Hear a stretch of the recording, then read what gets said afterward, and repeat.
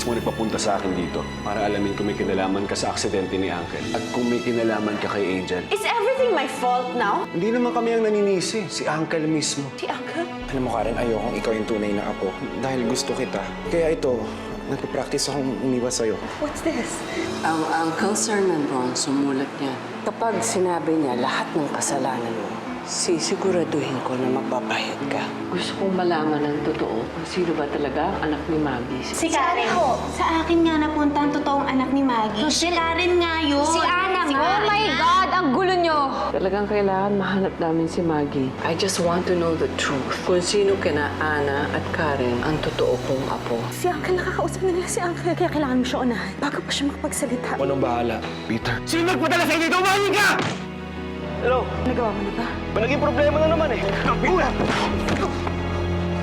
Peter, ano nangyayari dyan? Ruth? Ruth, ikaw ba yan?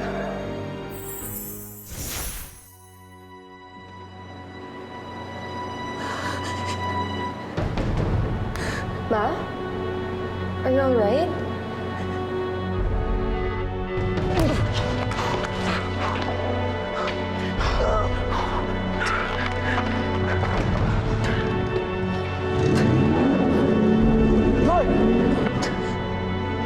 No, nothing is all right.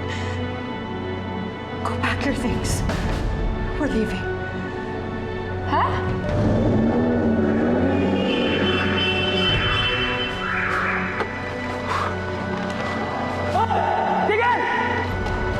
Wisit!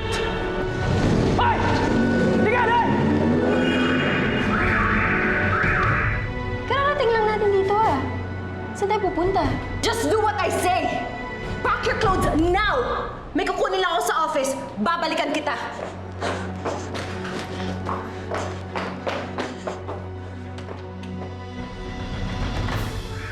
Ayun si Sir O. Tulungan natin oh. Alalayan niyo siya! Magre-report to sa taas! Kasi huwag niyo akong intindihin. Habulin yun. Tapos maglakay kayo ng security kay Sernan Monteclaro. Sige na! Bilis! Nasa therapy pa siya. Kahit na! Oh, sige po. Sige po. Thank you po.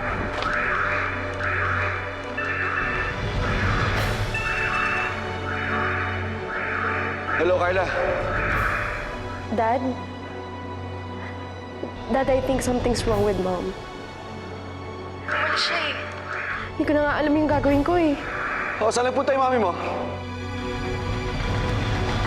Kumpleto na ba yung mga papeles doon sa isang bag ko sa kotse? Opo. Okay. Pakilagay na lang yan sa kotse, ha?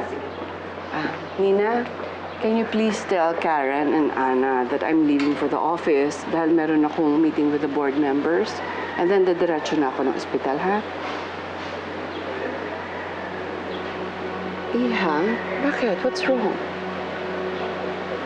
Ha? Nalulungkot lang po ako. I feel left out. I feel excluded. What? May dumating lang kasi na nagsasabing posibleng si Ana o si Karen yung tunay na Ana Karenina. Parang bigla na lang po ako na out of place. Parang mas gusto niyo po kasi isa sa kanila yung tunay niyong apo eh. Of course not. Don't say that. Gusto ko lang naman malaman ang katotohanan. Pero hindi ibig sabihin nun, ayoko na sa'yo.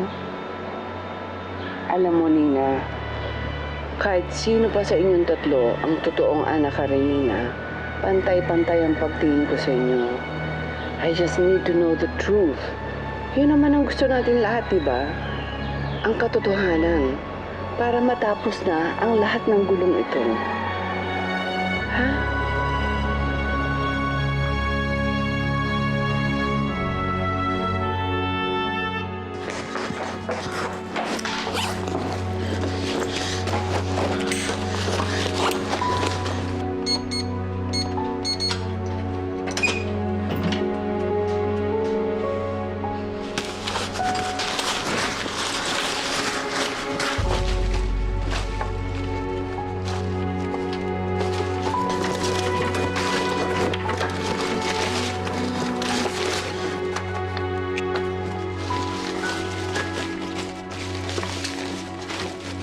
Ma'am Ruth, mabuti po dumating kayo.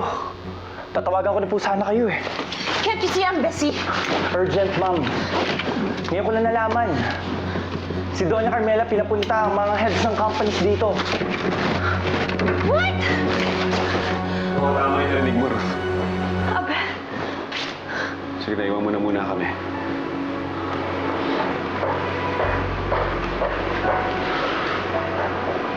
Ruth, bakit mo ginawa yun?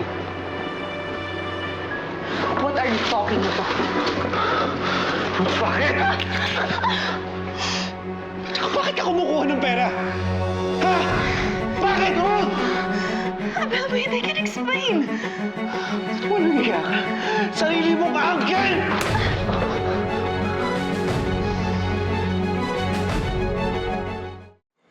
Siguro ito ang lola mo na ikaw ang anak Karenina. Di pa naman sigurado yun eh. May nagsasabi na si Karen. May claim din naman si Nina. Ha? Paano yun? Hindi ko alam. Kailangan talaga mahanap namin si Mami Maggie para malaman namin yung totoo. Well, kung ano man yung lumabas, at least, nandito ka na ulit. Yun naman yung mahalaga eh. Salamat. Pero, ano bang ginagawa mo dito? Wala dito yung girlfriend mo. Ana, hindi si Carla yung pinunta ko dito. At again, sabihin ko sa'yo, hindi ko siya girlfriend, okay? Ha? Eh, nung huli ko kayong nakita, nakahawak siya na nakahawak sa'yo. Parang gustong-gusto mo naman. Sorry, Ana, pero sinadya kong pakita sa'yo yun. Ha? Sorry, Ana, pero gusto kasi kitang pagsilosin eh. Sorry, pero yun yung totoo. Bakit mo naman gagawin yun? Ana, hindi ba obvious? Bakit ba ako nangungulit sa'yo? Ana, I like you. Paglalambing sa iyong piling, niligaya kung walang kahambing. Kung di malimot na tadhana, bigyang tuldok ang ating ligaya. Walang hanggan ay hahamakin, pagkat walang katapusan kitang ibigin. Kahit na ilang Binabaan niya ako. Iniwasan nga niya ako. Sabihin mo sa akin yung totoo, ha? Kaya ba sinabi ni Uncle na masama ka? Totoo lahat yun? Abel, hindi totoo yun. Nakita ko si Peter eh. Narinig ko kausap ka niya. Nakita ko yung phone niya. Nakita ko yung pangalan mo. That wasn't me! Ruth, huwag ka nang tumanggi. Huli-huli ka na, Ruth eh. Ruth, paano mo nagawa yun, ha? Pamilya tayo, hindi ba? Anong inutos mo kay Peter? Papapatay mo si Uncle? Ha? Ikaw ba nagpapatay kay Ben at kay Angel? Tapos ipapaligpit mo si Uncle?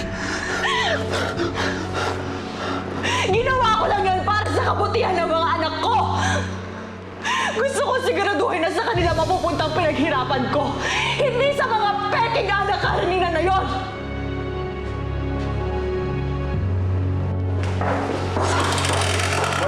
Morning. Good morning, ma'am. Saan ang meeting ko? Sa main boardroom po.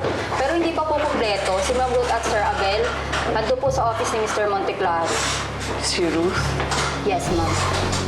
Ano ginagawa nun sa office ni Sana?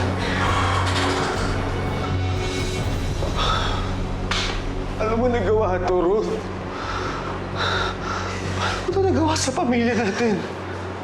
Abel, ginawa ko yun para sa mga anak ko. Para sa mga anak natin? O baka para sa sarili mo? Para sa kanila! Bakit? Nasa ospital si Uncle. Watak-watak na yung pamilya natin tapos ganyan ganito. Paano pag nalaman nila kriminal ka? Abel, walang makakaalam. Wala kang sasabihin, hindi ka pwede magsumbong. Asawa mo pa rin ako, Abel! No. I'm sorry. Pero kailangan mo aminin sa kanila lahat. Aminin ng alin?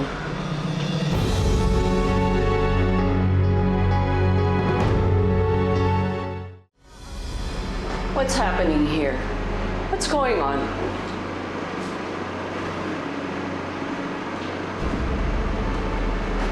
Sige na, sabihin mo na. Sige na. Own up your mistakes. Sabihin mo na yung totoo. Bakit, Abel? Anong ginawa ni Ruth? Ano sinasabi mo? Auntie, tama lahat na impormasyon niyo. Si Ruth talaga may pakana ng lahat. Si Ruth ang mastermind ng panloloko sa atin. At hindi lang yun. Abel! Shut up! I am your wife! Ano ba, Abel? Nakita ko si Peter sa ospital. Tao na siya ni Ruth. Tapos pumasok siya sa kwarto ni Uncle. I said, shut up! Shut up! Shut up! Anong ginagawa ni Peter sa ospital? Ha? Wala! Wala!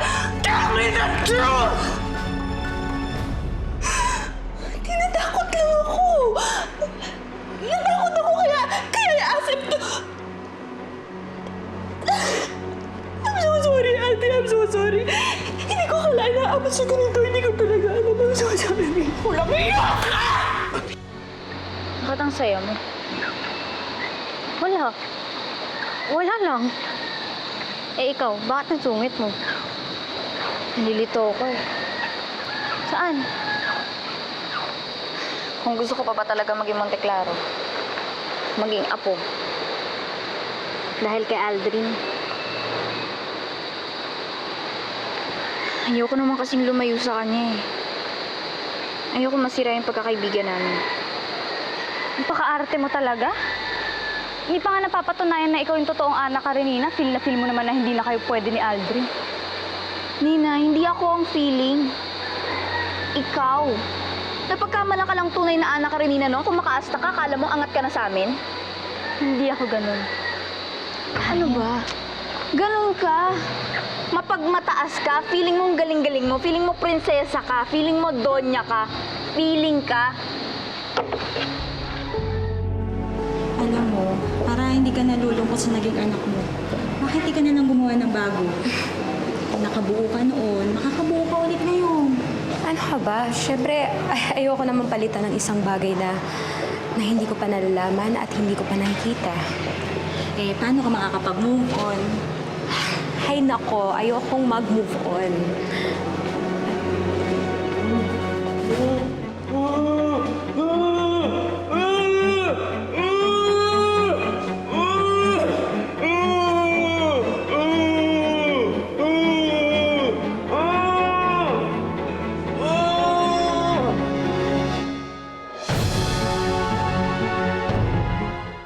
Pwede ba, ha? Tumigil na nga kayo. Ha, Nina? Paulit-ulit na lang kayo. Palagi na lang. Ano? Gusto niyo mag-away? Gusto niyo? Sige, mag-away kayo. Magsuntukan kayo. Ang laki ng space, oh. Gusto mo, di ba, Nina? Dali! Ikaw, Karen. Ano? Mag-aaway kayo. Kasalanan niyo naman, eh. Ikaw naman ang nagsimula, ah. Pwede ba? Nina! Karen, tama na! Alam niyo pa ulit-ulit kayong dalawa. Palagi kayong nag-aaway. Hindi pa nga nalalaman kung sino ba sa atin yung totoo. Nagkakaganyan na kayo. Paano na? Paano na yung pagkakaibigan natin? Kung ngayon pa lang, ganyan na kayo. Ang gulo-gulo na natin. Eh, kasalanan naman ni Maggie to, eh. Kasalanan niya kung bakit ang gulo-gulo nating tatlo. Kasalanan niya kung bakit lagi tayo nag-aaway. Kaya dapat mahanap na yun, eh. Dapat mahanap na siya para panagutan niya yung gulong ginagawa niya sa buhay natin.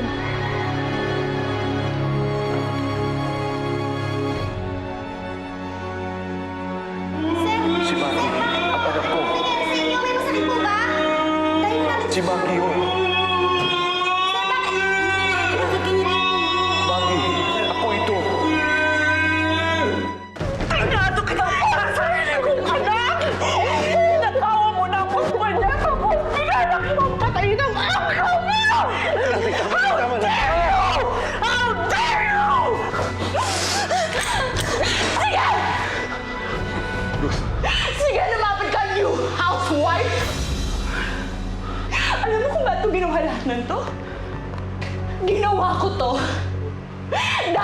nagiging unfair na kayo sa akin.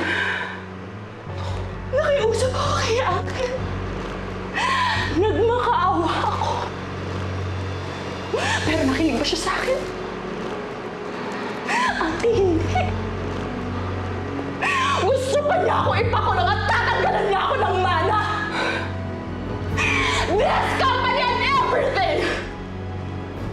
It should be mine. Only mine! Akin lang at hindi sa'yo! Hindi kaya para sa mga peking alakaran nila na yun! Ruth, sige na. Please, bitawan mo na yan. Ruth, huwag mo nang palakihin yung ginawa mo. Sige na. Makinig ka sa akin. Sige na, bitawan mo na yan. Please.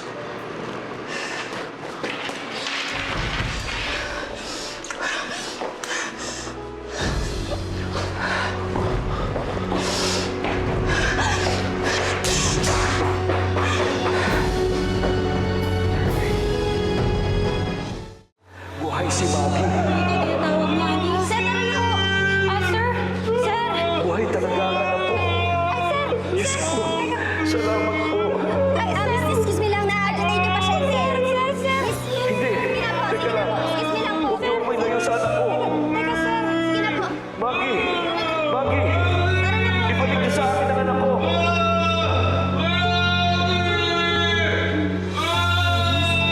Tinatawag ka niyang Maggie.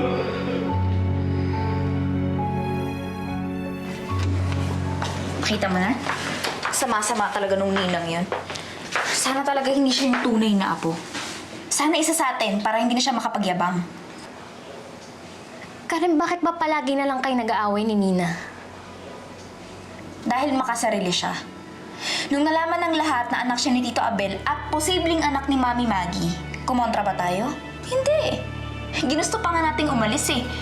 Dahil ayaw natin makaagaw ng atensyon sa kanya. Tapos ngayon, na tayong dalawa naman yung may tsansa sa pagiging Monteclaro. Nangaangkin siya. Nagbabakulaw, ganon. Feelingera siya. Tignan mo tayo. Hindi naman tayo magkagalit kahit magkukumpetensya tayo sa pagiging Monteclaro, di ba? Karen, alam mo, gustong-gusto ko maging Monteclaro. Gustong-gusto ko maging bahagi ng pamilyang to. Pero Karen, hindi naman importante yun eh. Ang importante, kasama ko sina lolo't lola. Kasama ko kayo ni Nina. Kaya pwede ba, Karen? Huwag na kayo mag-aaway. Kasi pag bali-balik na rin man natin ang mundo, magkakaibigan pa rin tayo. Pamilya pa rin tayo.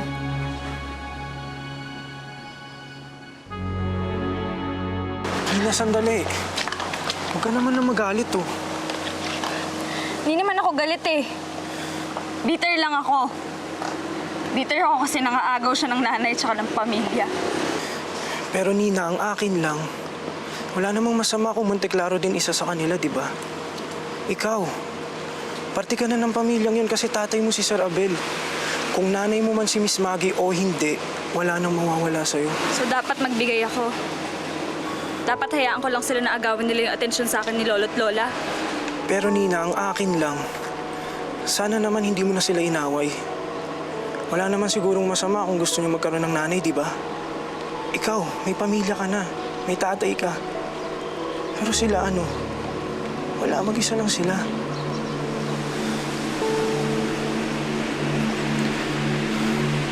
Oh.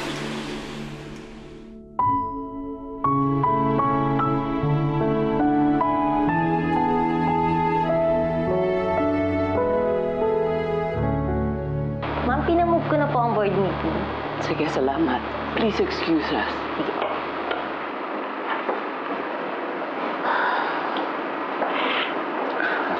Auntie, I'm sorry. Abel, bakit ikaw nagsusorry? Si Ruth ang may kasalanan. Oo, Auntie, pero asawa ko pa rin si Ruth. Tapos wala akong nagawa para pigilan siya. Hindi ako makapaniwala na kaya niyang gawin yun eh. Ako din naman. I never thought na kaya niyang saktan si Sernan. We trusted her pero niloko niya kami. And all because of money. mo ba, nung inatake sa puso si Sanan sa Amerika, nagpagawa siya ng kanyang last will and testament, iiwan niya ang half of the shares of Monte Claro Conglomerates kay Ruth. At yung share ko, meron din siyang i-inherit doon. Mapupunta sana kay Ruth almost all the majority of the shares of the company. Auntie, Pero tignan mo ang ginawa niya. Kinalimutan niya na pamilya niya kami. Dahil lang sa pera, dapat siyang makulong. Andy, siguro kakausapin ko muna si Ruth. Sabihin ko tumigil na lang siya. Ayusin muna natin itong problema natin. Abel, she tried to kill my husband at kaya niyang gawin uli yun. Oh my God. Si Sir Nan baka puntahan ni Ruth sa ospital. Let's go, Andy. Pasensya na, hindi talaga kayo pwede pumasok. Sa bili-bili ng pamilya, nagbabawal pumasok lalo na pag hindi ka mag-anak. Sorry po. Sige. Salamat po. Halika nga dito, Alice. Bakit ba kasi gusto mong makita yung matanda? Kakilala mo ba siya? Eh, kasi parang kakilala ko siya. Alam mo yung parang nagkita na kami dati. Ay naku, Alice, eto na naman tayo. Sigurado ako, ang sunod mong sasabihin sa akin ganito. Abby, alam mo ba, ang gaan ang pakiramdam ko sa kanya. Yun ang sunod mong sasabihin. Nako, halika na nga, umuwi na tayo. Baka matsugi pa si Mr. Monte Claro pag nakita ka niya dito. Isa pa, bawal ka na akong pumasok sa loob eh.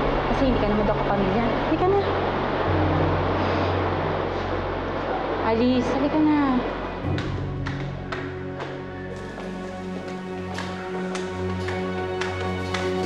Bakit parang kilala niya ako? Baka naman kasi may kamukha ka lang nakakilala niya. Ano ba yung tinawag niya sa akin? Maggie? Oo, Maggie. Yun na nga yun, hindi naman yun yung pangalan mo, diba? Kundi Alice. Kaya tiyak ako, napagkamalan ka lang nun. Alam mo naman yung mga oldies, pagkamali-mali. Diyos ko, sana hindi Alam mo, kailangan ko siyang balikan ulit dito sa ospital. Auntie, nagpalagay na ako ng security sa kwarto ni Uncle Sir. Makita ko siya ulit. Pag bumalik si Ruth, sigurado tatawagan ako ng mga yan. Sige na, hanggat hindi ko nakikita si Sanan, and for as long as on the loose Ruth, hindi mapapanatag ang loob ko.